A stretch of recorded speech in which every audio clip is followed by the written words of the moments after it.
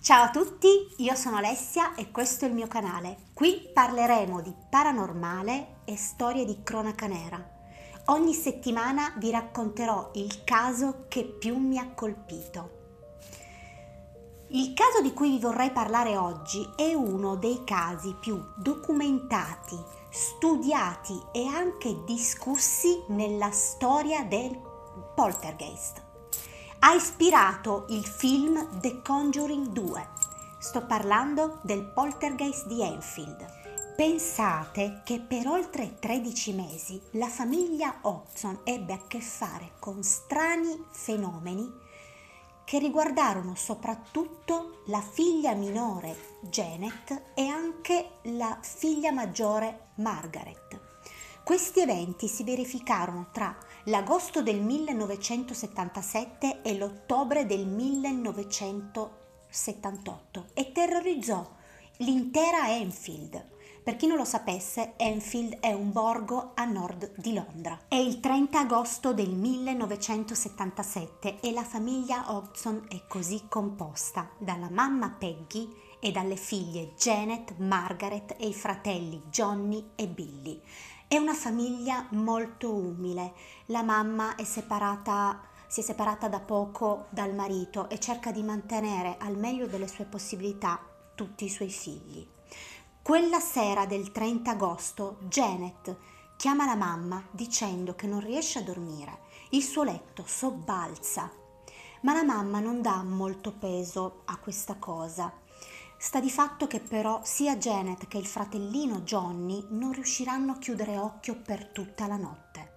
Ma la notte successiva Janet e suo fratello Johnny non riescono a dormire per degli strani rumori che ci sono nella loro stanza.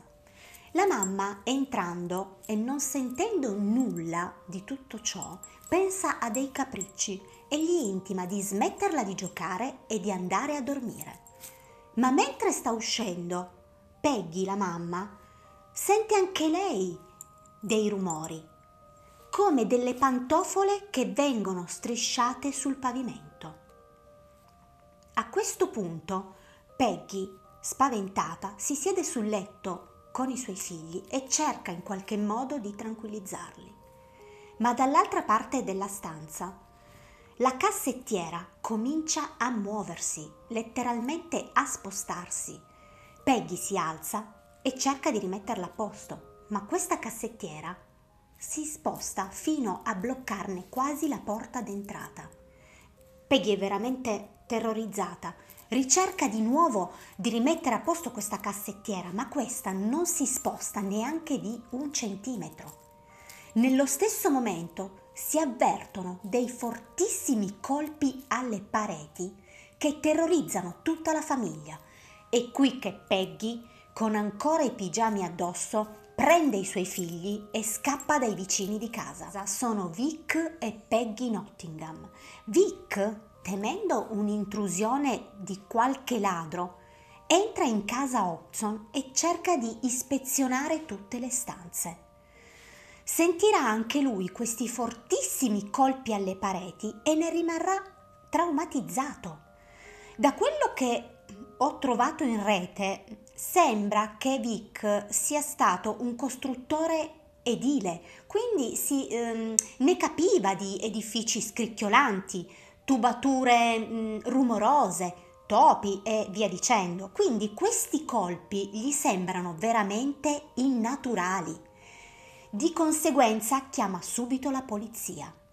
Interverranno sul posto 2 agenti che in un rapporto ufficiale scriveranno esattamente quello che hanno visto e sentito. Hanno udito gli stessi inquietanti colpi alle pareti e soprattutto diranno che hanno visto spostarsi una sedia e alzarsi di qualche centimetro. Pensate che nei giorni successivi questi fenomeni non si placheranno per nulla, anzi aumenteranno tanto da portare Peggy alla disperazione. Contatterà preti, medium, addirittura la stampa. Interverranno sul posto dei giornalisti del Daily Mirror. Il reporter Douglas Beans e il fotografo Graham Morris noteranno subito il terrore di questa famiglia, soprattutto in Peggy. È talmente terrorizzata da non riuscire ad articolare parola e a nemmeno dare un conforto alle sue figlie. Ma mentre sono lì, i due giornalisti non udiranno nulla di quei rumori di cui parlano loro e non noteranno nulla di strano, tanto da portarli ad andare via. Ma mentre stanno uscendo, i rumori tornano più forti di prima, tanto da riportarli dentro casa, ed è qui che rimarranno sconvolti da quello che vedranno. I mattoncini Lego fluttuano letteralmente in aria. Riusciranno a fotografarli, ma ad un certo punto Morris viene colpito al sopracciglio da uno di questi mattoncini, quasi vicino all'occhio.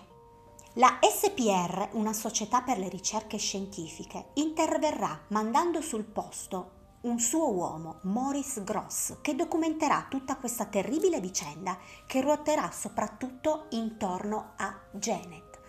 Già dopo pochi giorni Gross si renderà conto che questi eventi sono veri. Vedrà giochi levitare, i Lego, le biglie, ma soprattutto le biglie. Una volta cadute a terra, le biglie diventano bollenti e addirittura non rimbalzano.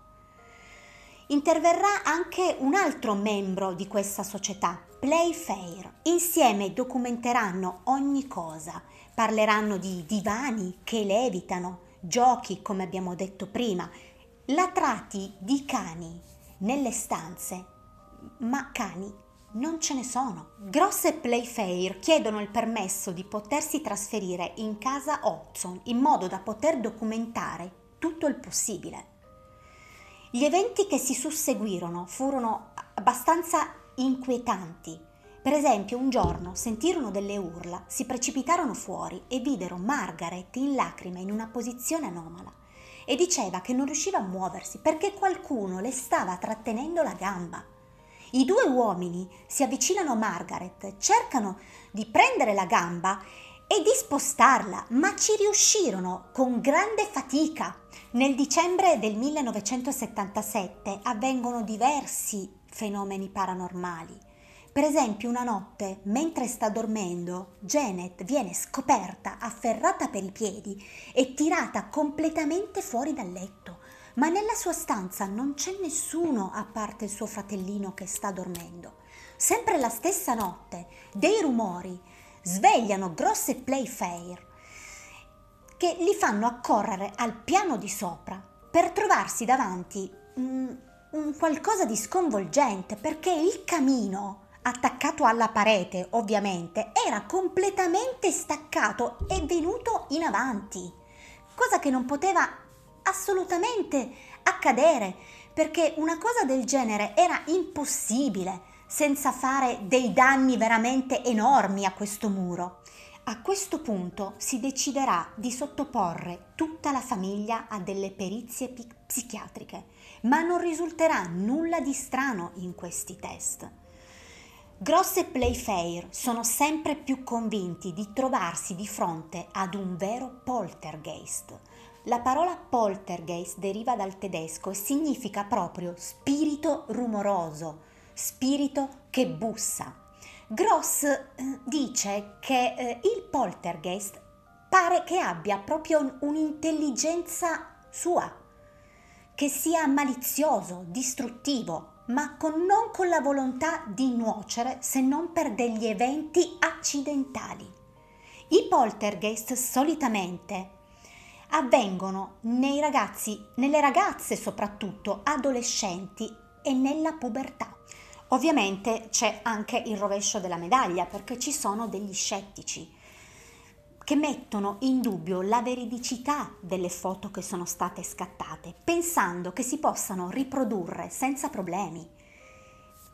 Credono che sia tutta una messa in scena organizzata dai ragazzi, degli scherzi. Per esempio, nella famosa foto che vede Janet levitare nella sua stanza, Gli scettici dicono che in quella foto Janet sembra che stia saltando perché le gambe sono in tensione. Ma abbiamo una testimone, una signora che passava di fronte a casa Hobson. Una mattina vede Janet levitare nella sua camera insieme ai giocattoli.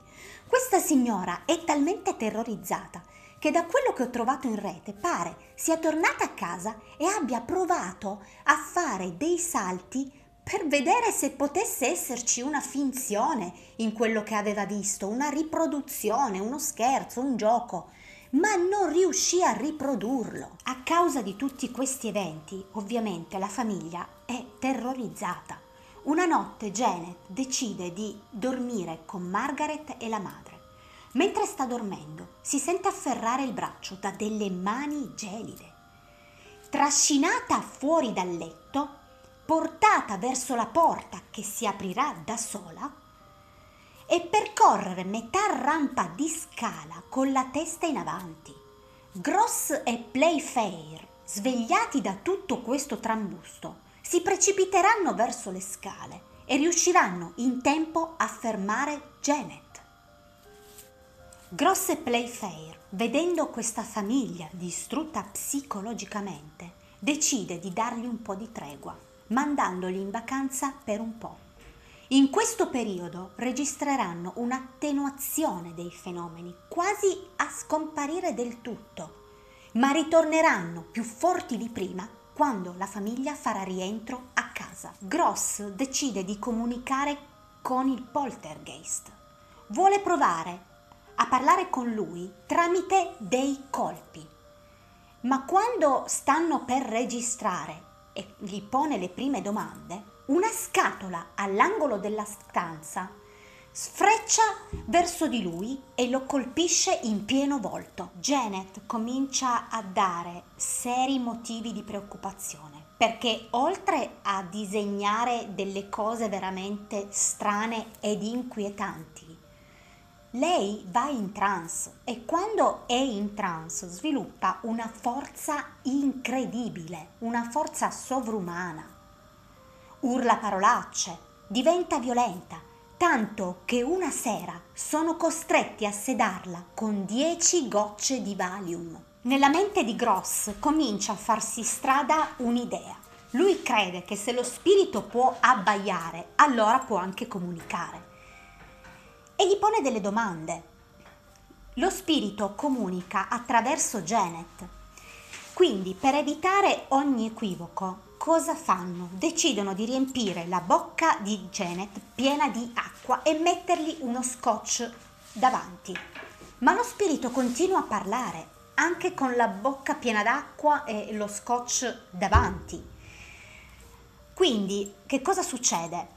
La voce è una voce rauca e gutturale, sembra proprio la voce di un anziano. Nelle parole che dirà si riconoscerà Bill Wilkinson, l'uomo che aveva vissuto in quella casa poco prima che si trasferissero gli Hobson. Ma ascoltate che cosa disse la voce. Sono diventato cieco, ho avuto un'emorragia, mi sono addormentato e sono morto nella sedia all'angolo al piano di sotto. Le due ragazzine, Margaret e Janet, sapevano che Bill Wilkins fosse morto in quella casa, ma non conoscevano le esatte circostanze della sua morte. Qualche settimana dopo, il figlio Terry Wilkins contatterà la famiglia e confermerà tutto quanto. Ma la cosa più incredibile e anche alquanto inquietante è che quando tolgono lo scotch dalla bocca di Janet, l'acqua era ancora tutta lì. Janet dichiarerà che la voce non la sentiva al suo interno, ma era come se ci fosse qualcuno alle sue spalle che stesse parlando. Alcuni scienziati intervengono particolarmente su questo evento, cercando di dare una spiegazione plausibile. Loro sono sicuri che questa voce sia stata riprodotta senza alcuno sforzo dalle stesse ragazze usando le corde vocali. Qualcuno affermerà che avendo Janet i denti davanti un po' sporgenti, non avevano potuto notare se sotto lo scotch avesse potuto muovere la bocca, e si fa un'ipotesi, che forse Janet ha utilizzato la corda vocale che sta sopra la laringe, ma si accorgeranno che non era possibile, perché se la usi per troppo tempo quella corda vocale ti irrita la gola e ti fa venire dei fortissimi mal di gola, e loro ci avevano provato. Pensate che loro ci avevano provato per pochissimi minuti, mentre questo spirito con loro aveva parlato per ore intere. Da settembre del 77 a luglio del 78 verranno contattati numerosi medium, tra cui i coniugi Warren. Daranno tutti delle versioni differenti. Qualcuno dirà che poteva essere la figlia di Gross, che era morta a 24 anni nel 76. Qualcuno parlerà di vite passate di Janet. Altri diranno che in quella casa ci sono proprio delle influenze maligne, ma saranno tutti d'accordo sulla veridicità degli eventi.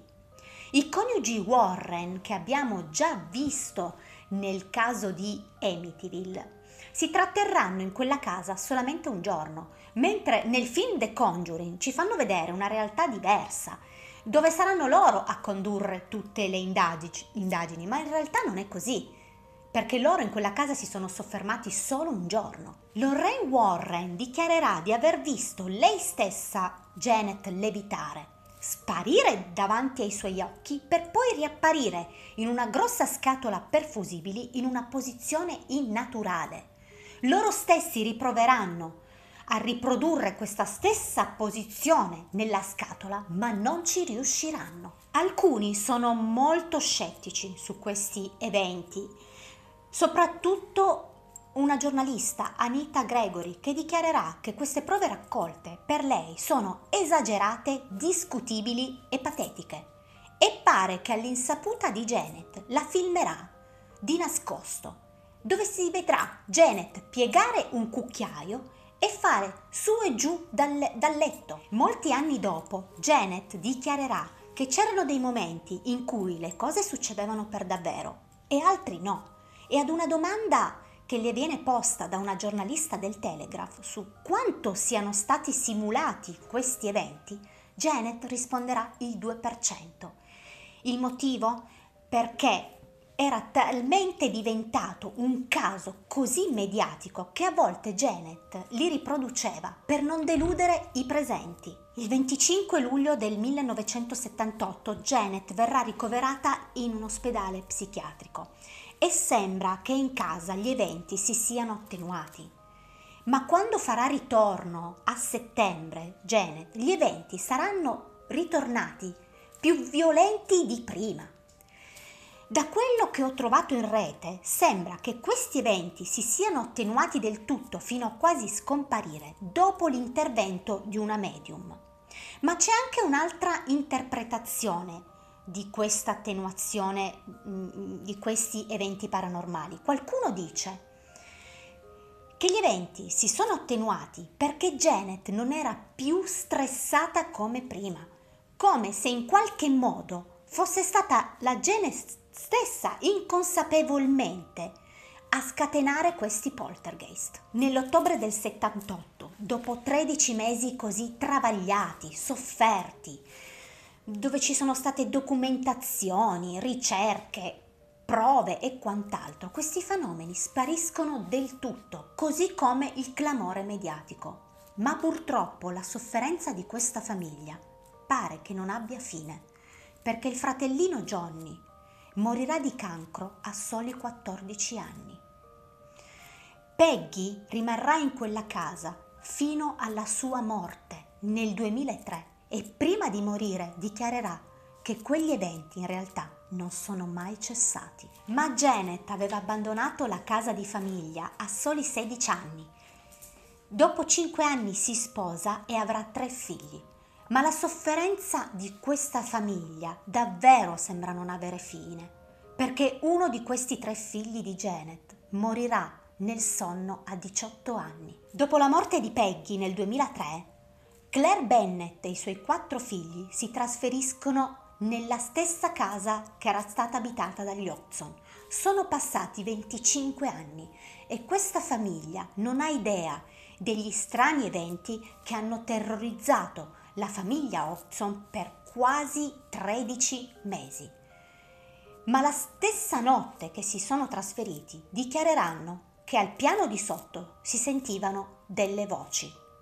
Qualche settimana dopo vengono a conoscenza dei fatti accaduti in quella casa. E il figlio, una notte, il figlio di 15 anni, si sveglia terrorizzato e dice alla madre che nella sua stanza ha visto un uomo. Il giorno dopo abbandonano la casa terrorizzati. Janet e Margaret nel tempo non hanno mai cambiato la loro versione. Anzi, sono risultate molto restie a parlare di questo, di quanto gli era accaduto. Non cambieranno versione neanche sotto una grossa somma di denaro che riceveranno dalla stampa. Oggi in quella stessa casa vive un'altra famiglia che giustamente vuole rimanere lontana dai riflettori e da tutto il clamore mediatico che ne era venuto da questo caso. Amici, vi lascio con le vostre considerazioni personali. Io posso dire solo che questo caso mi ha davvero molto colpito, è uno dei casi più famosi nella storia dei poltergeist, come abbiamo detto all'inizio. Non possiamo escludere totalmente che queste cose non siano mai capitate, perché ci sono quasi 13 mesi di indagini. Ci sono foto, ci sono registrazioni, che tra l'altro vi invito ad andare ad ascoltare, perché la registrazione di Bill Wilkins c'è ed è anche abbastanza inquietante. Quindi io non posso escludere veramente che non sia capitato, assolutamente. Va bene, io vi saluto, vi mando un bacio grande, vi chiedo di iscrivervi, vi ringrazio per avermi seguito fino alla fine di questo video, non so neanche quanto durerà. Se non siete iscritti, iscrivetevi, attivate la campanellina e rimanete sempre così aggiornati sui miei prossimi video. Ciao amici!